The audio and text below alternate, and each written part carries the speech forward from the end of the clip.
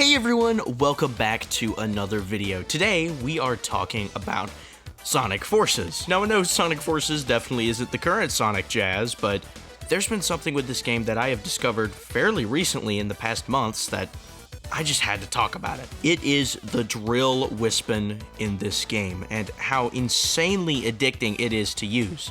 Genuinely, some of these avatar stages that were just slow and had no pace to them are now so much more fun. So before I get into my thoughts on this, let me go over quickly how the drill works. So, if you are in an avatar stage or a tag team stage, to use the drill, you spam right trigger really quick, and then once you release, you get a humongous boost of speed depending on how many times you pressed it. But that's not all. If you perform a drill and then immediately go into a slide, you will keep your newfound speed for miles longer.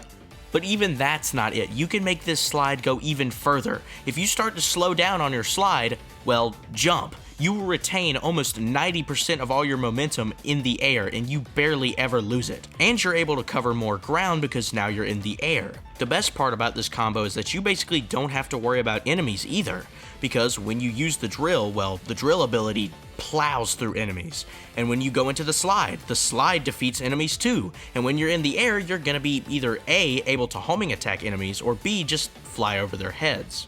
This move is so versatile, and there's like indefinite ways that you can use it. But that is not all. I'm not just talking about the drill wispin. I'm talking about a specific variant of it.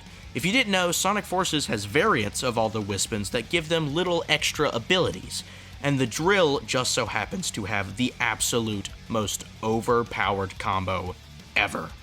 This drill wispin gives you 3 new abilities. All 3 of these are very useful. These abilities are A, you get to stop on a dime regardless of your speed. This is super useful for a lot of the platforming sections because the avatar is a little bit more platforming heavy because it doesn't have the boost. B, you get to perform wire homing attacks way faster. But something that this doesn't clarify that's actually really cool, when you're in a tag team stage, Sonic also gets to perform homing attacks faster. This increases the flow so much. It makes it feels way smoother to perform these homing attacks. And the final one, and the easily the best ability, you get a burst of speed after hitting the ground with a stomp. And this isn't no little jump of speed. This gets you to your max running speed without using the drill, just your max default running speed instantaneously. This crap is ridiculous. It gives you it's so broken. You can use this final ability in a lot of ways because you can stomp, hit the ground, and then immediately jump so you maintain that speed and you go flying. But what makes this so great isn't just that it's fun. It has shown me something that I never thought I would say. It showed me that a lot of Sonic Forces has pretty good level design. The issue is that the control just sucks. That's the issue to me. I found that a lot of these levels are actually really well designed with these new abilities. This doesn't feel too broken. It's just broken enough that it's fun, but it's not too broken that it feels like you're actually just playing the game the wrong way. And almost every single level just feels better. It's not like there's these 3 levels that you can no, every single stage has at least 3 different ways you can use these abilities to cut down your time by probably like 20 seconds or more on every stage, making the levels even shorter than they already were. Like, genuinely, it still barely can get to me that a lot of Sonic, it's genuinely well done. It's just crazy that this level design that's mocked for being bad and not fun for a lot of justifiable reasons is just now fun. It just really is. It is fun. I mean, just talking about level design more, some of my least favorite stages have become my absolute favorites. A stage that I always thought was pretty bad was Arsenal Pyramid. I just thought it was a stage with a short opening, then a QTE, and then a really boring section that was trying to be tight platforming, but it was just not fun. Well, that's what it is if you play it normally.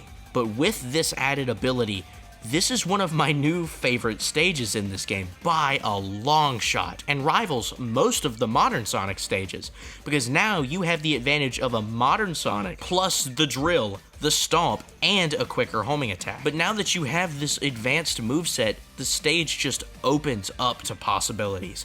The section that I thought was tedious and just didn't make sense, and I was like, I kind of want to go fast. I don't like standing on these gears just doing homing attacks. But now there's so much more you can do to work around it and just make your own level in it. But honestly, that's the fun of most Sonic games, going against the grain to find new ways to improve your time. And this is just another showcase of that.